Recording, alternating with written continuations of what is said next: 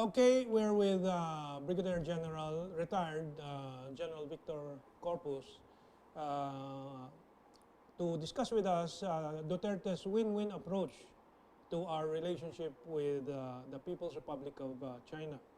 And of course, in the past few days, there have been some controversy, imbroglio, and this was triggered by this report from Defense Secretary Lorenzana, who said Chinese ships are in Benham Rise surveying. In fact, even saying that the Chinese were looking for parking space for their submarines. This question of surveys of the Benham Rise is an old issue. In fact, it's not only the Chinese who have been traversing that area. I think Senator Tatad's column recently expressed the knowledge of most people that the Japanese and the Americans have been surveying this freely over the past decades. In fact, why is the Benham Rise called Benham Rise? This is because Admiral Andrew Ellicott Kennedy Benham, who lived from 1832 to 1905, surveyed Benham Rise for the United States of America. That's why it's named after Benham, Admiral Benham. And he was a United States Navy officer who served with both the South Atlantic and West Gulf blockading squadrons during the American Civil War. In fact, also the Americans have been traversing the Benham Rise and in fact our internal waters. If we can flash back to that graph, that is a report of the Philippine Navy. No, let's go back to the, that graph. You will see there the longest line. And these are deliberate challenges of the U.S. Navy of Philippine territorial waters, especially the internal waters in between islands, which they claim are excessive assertions of Philippine territorial rights. Deliberate. Why isn't this being made an issue of? So these double standards, let's clarify. And in fact, we can discuss again the Benham Rise a little later on. And of course, the Benham Rise is Philippine exclusive economic zone. And that was clarified by the Chinese Foreign Ministry, which stated very clearly, we respect the Philippines' rights over the Benham Rise. An earlier statement just clarified that the Philippines cannot claim it as territory. According to the UNCLOS, that's very clear. The territorial and sovereignty limits of a nation is up to 12 nautical miles from its baselines. Beyond that, 200 miles is the exclusive economic zone, where a country can claim sovereign rights, but not sovereignty. The difference between sovereign rights and sovereignty is in sovereignty you have full powers, you have full control. While in areas of sovereign rights, you have economic rights. And this is based on the principle that the oceans are part of the legacy of humanity as a whole. And in the exclusive economic zone, there is still freedom of navigation, innocent passage, and so on.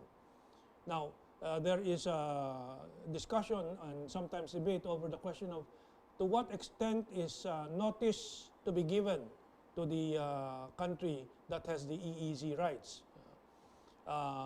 Depends on the activity, some would say. However, the important thing for this discussion, from my point of view, is that it would benefit the Philippines more if we treat all the other major sea powers equally.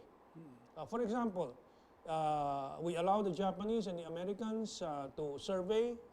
The Americans have been surveying the past 100 years. They know it like the palm of their hand or the back of their hand. The fact is, that's why we showed the map, and we were going to get some assessment from General Vic Corpus, who has mastered the security and defense issues on the South China Sea side and the Manila Trench, but we're still discussing the implications of the Benham Rise and the Philippine Trench, and if there are passages through that for submarines. Obviously there is. That's why Lorenzana himself said that the Chinese are looking for submarine parking spaces. However, it could be parking spaces of the American submarines that the Chinese are looking for.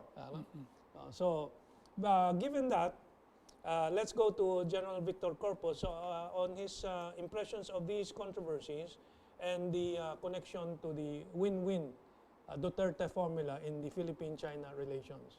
Yeah. Importante yung approach natin dito sa problema sa South China Sea.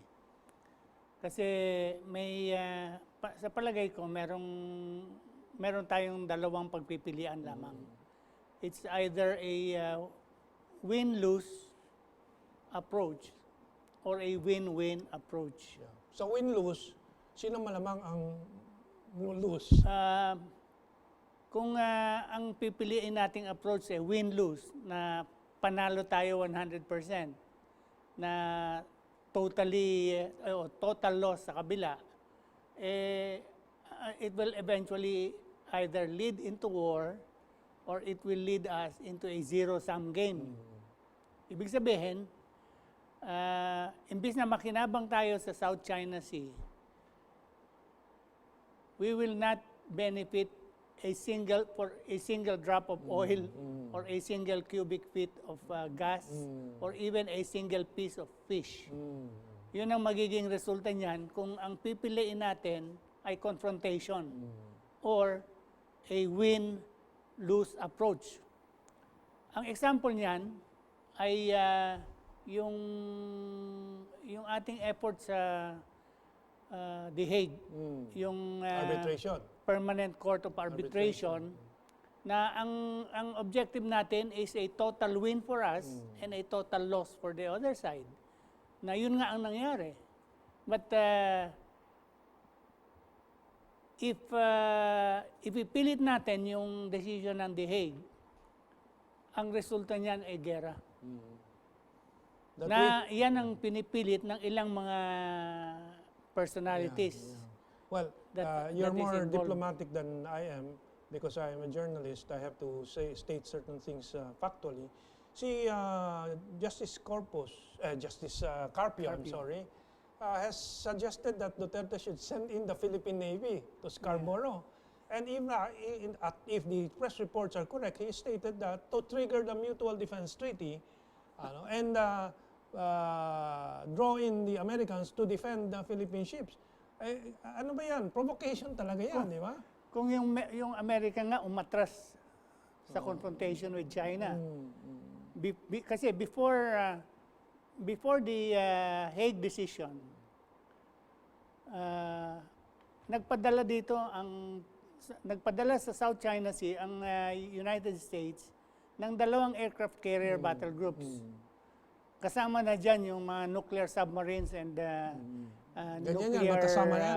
Pagka may aircraft carrier, may kasama yan. May submarine na kasama to protect the aircraft carrier. No? Pero sinabihan sila ng China na pag i-implement nila yung Hague decision, handa ang China na makipaggera sa kanila. And eventually, the United States backed out from that confrontation. Kung ang mismong Amerika nagba-back out dyan sa issue na yan, ano ilalaban natin sa China to implement that decision? In fact, ngayon, it's already it will be suicide for us. Yeah. Right now, this coming April, I think the first week, 6 or 7, inimbita ni Presidente Trump si President Xi Jinping mag-meeting sa Florida. Hindi ka mag-iimbita ng meeting kung ikay gagawa ng sigalot, di ba? So, may mga ayusin sila. Magkakasundo sila. Bakit tayo mag-uudyok ng away dito, di ba? Yeah. So, dapat ang pipiliin nating approach, imbis na win-lose strategy, dapat win-win. At yan ngayon ang ginagawa ng ating presidente, So, na dapat suportahan ng taong bayan. now, President Duterte, when meeting recently with the U.S. ambassador, asked the U.S. ambassador, why didn't you send us U.S. 7th Fleet to confront China when they started building the islands? Siguro ang puntos ni Presidente Duterte dyan, yung indirect or patalinhaga na sagot kaila Justice Carpio at yung ibang mga nag-uudyok na dapat si Presidente Duterte mas militante, mas matigas dyan sa... kung yung US Ambassador hindi makasagot doon sa tanong niya, di ba? Which is also your point, no? That win-lose is not an option for the Philippines. But win-win, may pakinabang pa ang Pilipinas. Kasi kung win-win, sa negotiation may tinatawag na enlarging the pie. Yung palakihin natin yung ating paghahatian. That's right, that's right. No? Na hindi lamang yung langis o yung mga mineral resources o yung gas na nandiyan dyan o yung mga isda. We can even enlarge it na makinabang ang buong sambayanan. Yun ang point ni Presidente Duterte pag sinasabi niya, hintayin natin na may drilling ng China dyan, at may lumalabas na langis na o anumang matutuklas ang yaman. And paalala natin sa, hey, don't forget us. We have a say there. No? Yeah. Tama na dapat i-negotiate natin yung halimbawa tungkol sa langis o sa gas o sa mga fishery resources. But merong mas malaking kung i-enlarge natin yung pie, mas malaki yung ating magiging pakinabang. And that involves the participation of the Philippines in the New Silk Road. Yung sa tinatawag na One Belt, One Road. Well, in the discussion with Princess Jaisal Kiram, we mentioned your vision. No? Ulitin nga natin yun, yung role ng Sultanate din, no? Dito sa One Belt, One Road. Anong vision nyo dyan? Kasi yung Sulu at Tawi-Tawi can be the gateway of the whole ASEAN countries and China, gateway to Oceania, or gateway to Australia and New Zealand. And another port, kung halimbawa ma-develop kung papayag ang China na gawin niya easternmost hub ang Pilipinas, pwedeng matulungan tayo na i-develop yung Bungaw Port sa Tawi-Tawi as the one of the easternmost hub ng Silk Road para matumbok naman ang Australia and New Zealand. And another one will be yung Port Irene sa Cagayan, na yun naman ang magiging gateway of ASEAN countries and China to the Pacific Ocean. Na pwedeng i-revive yung Manila-Acapulco galleon route that will eventually reach North and South America. So ma-extend yung Silk Road to cover 3 continents. Instead of 3 continents, magiging 6 continents ang coverage. But Manila will be the central hub. So that will be a big win for the Philippines if we will become the one of the hubs in the Silk Road. And kung ma-extend sa 3 more continents, instead of 3 continents ng Asia, Europe, and Africa, maidagdag yung Oceania, North and South America doon sa Silk Road, pero tayo na nakasentro. So, that will be a big win for us. Parang nung panahon, so yan yung win-win, yan yung talagang win-win for the Philippines. Parang yung panahon ni Sultan Paduka Batara at pakikipag-ugnay kay Emperor Yongle na nakinabang ang Sultanate of Sulu. So this is a great... Parang rini-revive lang natin yung ancient history natin. 600 years ago, we should try to revive that today. And of course, nakinabang nung panahon na yun sa bilang naging Emporium of Asia ang Sultanate of Sulu during that long period. Okay, I skipped one item earlier, which shows how the world is now shifting, no, to a more productive relationship with China and balancing off the 20th century nung nakaraang 100 taon ng Pax Americana, ngayon more balanced powers. Ito yung tatanungin kita, General. Itong Riyadh looks east, China to build first drone plant in the region sa Middle East. Ano? Di ba napakalaking shift ito for Saudi Arabia na talagang very tight ally ng US. Yeah. Ngayon na bumubukas, hindi lang nagbubukas ng relasyon, kundi may military tie-up, joint venture with China. I think that is a very significant shift in paradigm. Kasi the dollar is very much dependent on the petrodollar. And Saudi Arabia is the key to the petrodollar. Linchpin ng Saudi Arabia. Ano? Pagka yan ang bumaliktad, there will be a big impact on the US dollar that is now getting its value from being the petrodollar, from petrodollar status. Pag nawala yung petrodollar status, what will happen to the dollar? That's right. Well, maybe Hindi na backed up by gold ang dollar. It was removed from the gold standard way back in 1971. There's another news item, maybe in the next discussion natin, I'll report it. China has discovered a new gold mine that is the largest in the world now, no? But that's for next week. Now, I'm going to go back to Benham because it is one of the treasures of the Filipino people, no? Being exclusive economic zone ng Pilipinas, may talagang exclusive right to develop the economic potentials. And of course, we have to grant it to the international community, including China, na sila ay nagkasundo na ito ay maging part of the EEZ.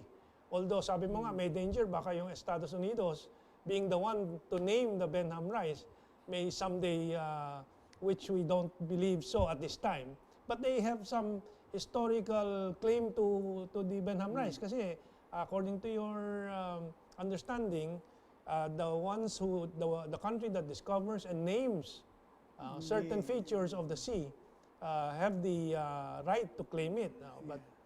But anyway, going back to this,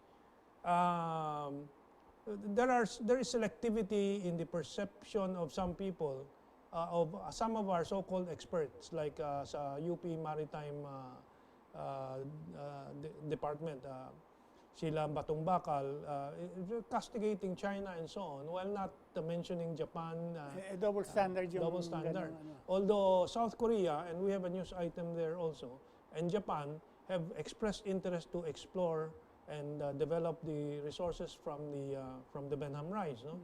We know there are methane hydrates there, yung parang condensed methane that is, we know that's energy, you know, and so on. Although other Filipino experts sa maritime issues like si Ambassador Encomienda is very careful about talking about tapping the potential because he wants to retain the natural fish habitat and environment there.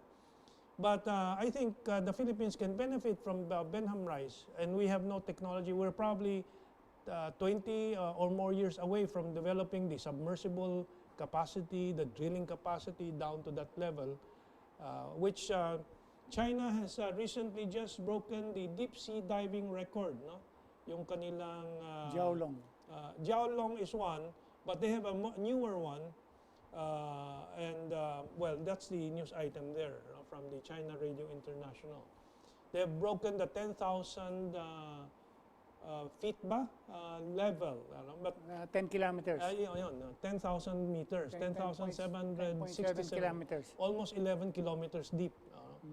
So we need the help of Japan, South Korea, the United States, Russia, China. Yeah. Let's open it to all, which is Duterte's principle. In fact, Subic gusto niya lahat ng Kasi ships. doon sa depth na yun, makukuha mo na yung deuterium. Deuterium also. No? Matagal nang nagsusurvey din ng deuterium ang mga iba-ibang mga bansa. Tayo lang hindi nagsusurvey ng sarili natin. We can enter into joint partnership with all these countries that have the capability. Yeah. Well, there are news reports that the DFA daw has declined China's request to survey twice or thrice na, 2015, 2016. Why decline? While in the Japanese and Americans case, they don't even mention it. Kasi dinidiktahan yung ating foreign Yun ang policy. problema. Oo.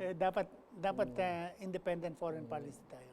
So si Benham, who surveyed it in 1905 pa, and during that period, walang reklamo mga tao na maybe the Philippines should give it a name already.